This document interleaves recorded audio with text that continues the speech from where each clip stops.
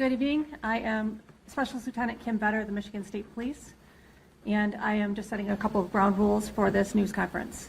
We will have a couple of different speakers, and at the end we will have time for a few questions. If you have questions about the spellings of names, I will step back up after the news conference and answer those questions. I'd like to introduce Chief William Renye from the Grand Blanc Township Police Department. Thank you for joining us. As Lieutenant Vetter said, we will take a couple questions upon the conclusion of this press conference. With me here on the stage is Supervisor Scott Bennett, Fire Department Chief of Grand Blanc Township, Jamie Gent, DNR Chief, Jason Haynes, FBI Acting Special Agent in Charge, Ruben Coleman, and the ATF, James Deere, who is the Special Agent in charge for this area in Michigan. I have a couple updates for you. There is a couple additional bodies that we've discovered in the church. So that makes our total victim count up to 4 victims. As I said before, there has already been the suspect who is deceased as well. So we have 5 deceased persons from this tragic incident. Again, our thoughts and prayers go out to the victims of this incident that could have been completely avoided. And it's very tragic, and that's not what our community is. I'm confident that we're going to overcome this, as Grand Blanc always overcomes these type of incidents. I'd also like to acknowledge the heroism of not only the first responders, but the people who were inside that church at the time. They were shielding the children who were also present within the church, moving them to safety. Just hundreds of people just practicing their faith. Just extreme courage, brave, and that's the type of community that we are. Law enforcement, again, we were on scene within 30 seconds from that original 911 call. Within 8 minutes, that suspect was neutralized in the back parking lot of the church by a DNR officer and a Grand Blanc Township officer. So where we're at right now, we're working tirelessly. We're working all night on this particular incident. I know that you guys have questions, and it's not only this community, but it's nationwide, all throughout the United States. So we're working hand in hand with our federal partners. So I'd like to introduce FBI Agent Ruben Coleman to you, who he will give you an update on where he's at within the federal investigation. Sir.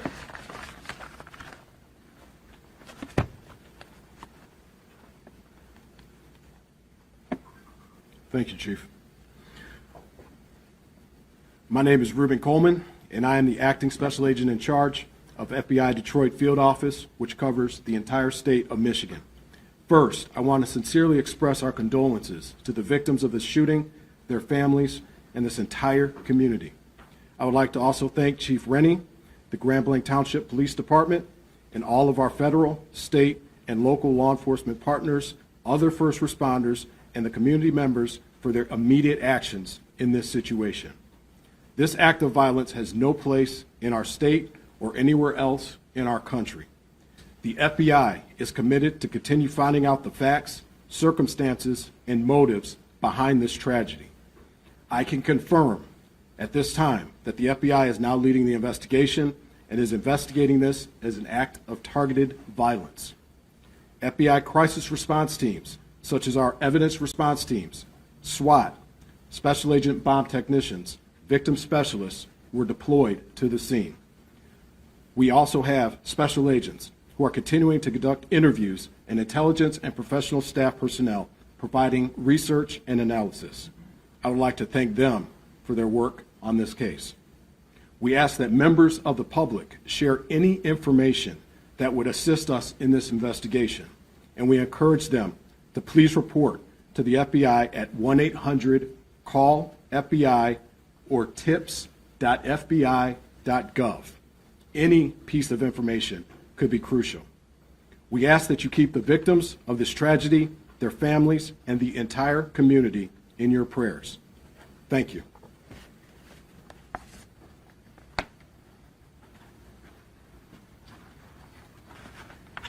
Thank you, sir.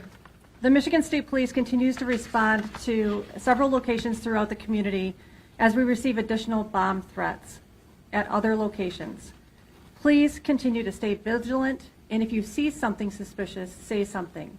Call the FBI tip line or call 911 to report suspicious activity. This incident is an active investigation.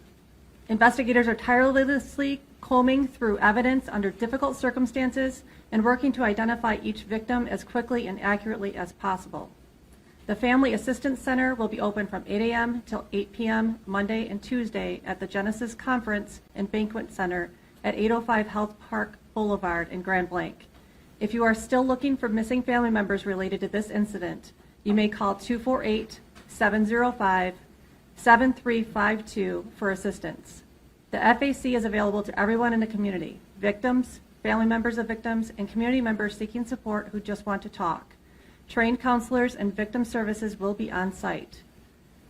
We do not need volunteer counselors at this time, and we are not accepting donations of goods at this time.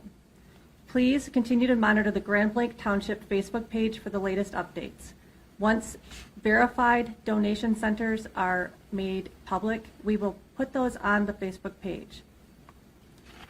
Also, the next update will be provided, update time will be provided on that Facebook page. And we'll open up to questions this time. Chief, has the church been clear of bodies or victims? And if you could answer it, podium, please. So as I said, we're working around the clock now. So we're working tirelessly to find additional bodies. So to answer your question, the entire church has not been cleared because it's a total loss due to the fire. So these first responders right now, they're in recovery mode. They're trying to fight through all the debris from the fire. So no, we have not cleared the entire church just yet. And I have a quick follow-up. Of the victims, the 4 dead, can you say how many were shot or how many died as a result of the fire?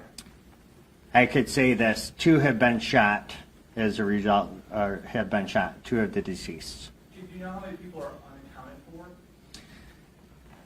for? No, I don't know how many people are unaccounted for at this time. We do know that there are some that are unaccounted for. Can you explain a little bit about how the fire started at the church? I will leave that up to the ATF Agent Deere. The question again? How did the fire start at the church? For this incident, the fire started basically the suspect.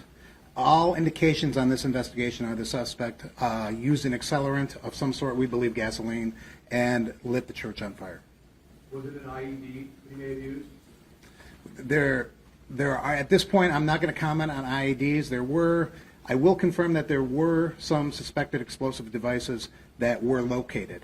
But as far as using them to initiate the blaze, I can't say that. This scene is actively being investigated by ATF. Most people don't know that ATF is the federal arson police, and we have a team from across the country coming in, our national response team. It is a cadre of expert fire investigators that are coming here from across the country to investigate this scene and get to the cause or the origin and cause of this fire. Lieutenant Butter, we saw that there was possibly a bomb threat at the Meyer on Atherton and Center yesterday. Is that connected to this? And is the home that we saw being searched over there the home of the suspect? Yeah, that's all still part of the investigation. Sorry, that is still all part of the investigation. We're still working to determine if any of that is related. Can we speak to the motive? We're hearing speculations that it might have anything to do with the Charlie Kirk assassination in Utah. That's exactly what it is, a speculation, and we won't come to those types of conclusions for some time. Do you know if there's any connection between the suspect and the church or its members, any prior connection? Again, part of the investigation, we're not going to speculate at this time. Right now, we are working tirelessly to recover the victims of this incident and reunite families. Please be patient as we work through that process. Were the law enforcement officers there close to the scene, and how they were able to respond so quickly within just seconds? Thankfully, yes.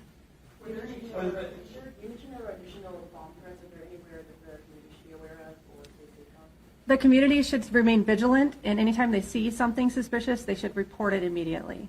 There's at least one other report that a local church was searched by the bomb squad. We've searched multiple churches this evening for bomb threat protocol, yes. Is that based on actual threats? or Yes. just- Okay. We've received 911 calls about bomb threats or other indications that there was a bomb at a different location. Some of them were churches, and we've responded and cleared those locations. Did those threats come after the suspect was killed at the church? Yes. Was there an officer at the church already? I think that's part of the investigation. Do you have a comment on it? Were those LDS churches where the bomb threats were, or were there other denominations? I can't, That speak to a motive. yeah, I can't answer that at this time, but What else can we say about the suspect? You know, we're not going to talk about motive yet, but what else can we say, anything about him at all? right now, what we'd like to do is talk about the heroism that we saw today, the people who responded in such a valiant way to protect the others, both law enforcement, fire department, EMS. Everybody did an excellent job working together to keep people as safe as they possibly could. We stopped by Holy Family Catholic Church, and there was a heavy police presence there. Is this at all connected to one of those bomb threats that you're mentioning? Is it potentially connected to the incident today at the LDS church? I don't have knowledge of that exact location. Do you have anything? Okay. That's going to be all for questions. I thank you for coming and appreciate the assistance. Can we get your name again, please? ma'am? Sure. Yep. I'm Specialist Lieutenant Kim Vetter, Michigan State Police. VETTER. V is in Baker or V is in Victor? V is in Victor. Thank you. Any of the injuries, any of the people just injured by fire, by burns? We're still working on that. Yeah. Thank you. Yeah, thank you. Still just 8 people in the hospital? James Deere, D-E-I-R. D is in David, E-I-R. Okay. Any other spelling? It's the only other questions we're taking. No? Okay. FBI, Acting Special Agent in Charge, Reuben, R-E-U-B-E-N, Coleman, C-O-L-E-M-A-N. In your title, ma'am? Specialist Lieutenant, Specialist Lieutenant? James, D-I? D-I-E-R.